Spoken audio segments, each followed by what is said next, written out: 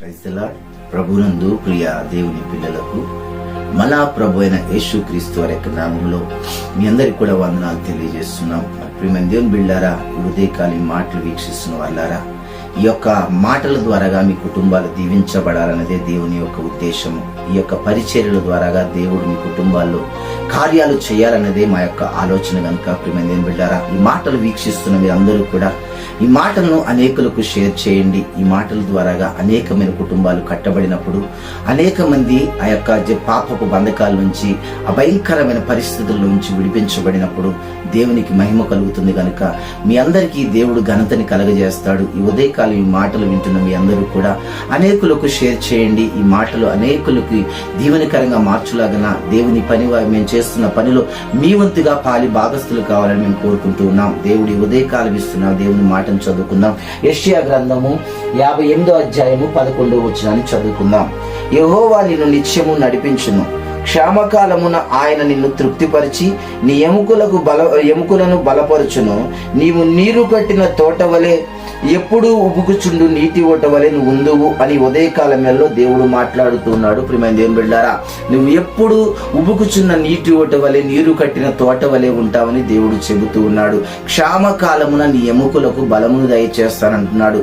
ఇదిగో దేవుని మాట ఈ ఉదయకాలం తీసుకుంటున్నాను. ప్రియ సహోదరుడా, సహోదరి, నువ్వు ఎప్పుడు నీరు కట్టిన తోట వలె ఉండాలి. ఎప్పుడు ఉబుకుచున్న నీటి ఓట వలె నీ కుటుంబము, నీ బిడ్డలు, నీకున్న వారందరూ కూడా ఆశీర్వాదకరంలో నడిపించబడాలి అంటే ప్రియమైన దేవుని బిడ్డలారా, మీ ఎముకలకు బలము, మీకు కృపను, ఆశీర్వాదమును మీకు అనుగ్రహించాలని దేవుడి ఉదయకాలం వేళలో ఆశపడుతూ ఉన్నాడు.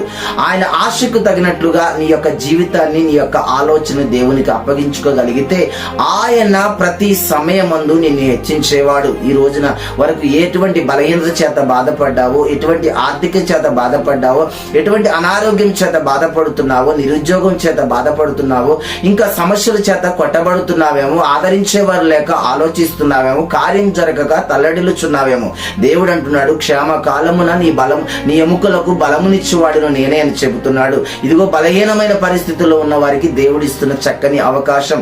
ఇదిగో దేవుని వైపు తిరిగి, ప్రభువా నా యొక్క స్థితిని మార్చవయ్యా నువ్వు అడగగలిగితే నీ దేవుడైన యెహోవా నిన్ను నీరు కట్టిన తోట వలె పచ్చగా ఉంచాలని ఆశపడుతున్నాడు. దేవుని పిల్లలు అనబడిన వారికి దేవుడు ఆశీర్వాదాలు ఇచ్చేవాడై ఉన్నాడు, దీవెనలు ఇచ్చేవాడై ఉన్నాడు. ఆయన తన బిడ్డలు అనాథలుగా గాని, ఆ బిడ్డలు ఆ యొక్క అప్పుల చేత బాధపడట గాని, ఆ బిడ్డలు వ్యాధుల చేత నలిగిపోవట గాని దేవునికి ఇష్టం లేదు. ప్రియమైన దేవుని బిడ్డలారా, దేవుడు మిమ్మల్ని నడిపించాలని ఆశపడుతున్నాడు. దేవుడు మిమ్మల్ని దీవించాలని ఆశపడుతున్నాడు.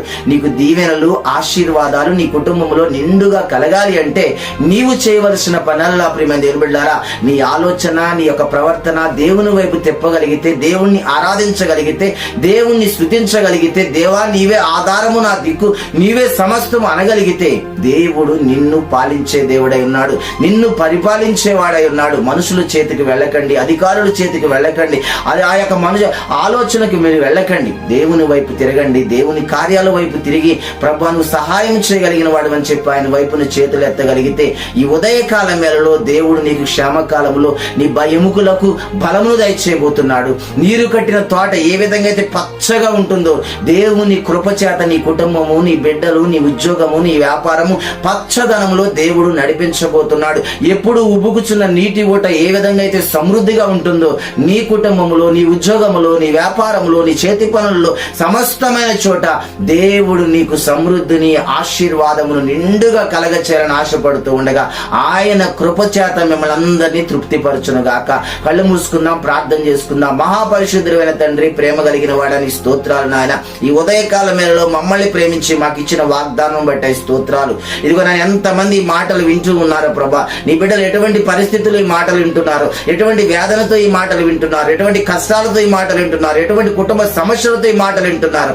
యేసు క్రీస్తు నామంలో తండ్రి నాయన వారికి బలమును కలగజేయండి, వారికి దీవెనలు కలగజేయండి, వారికి ఆశీర్వాదము కలగజేయండి.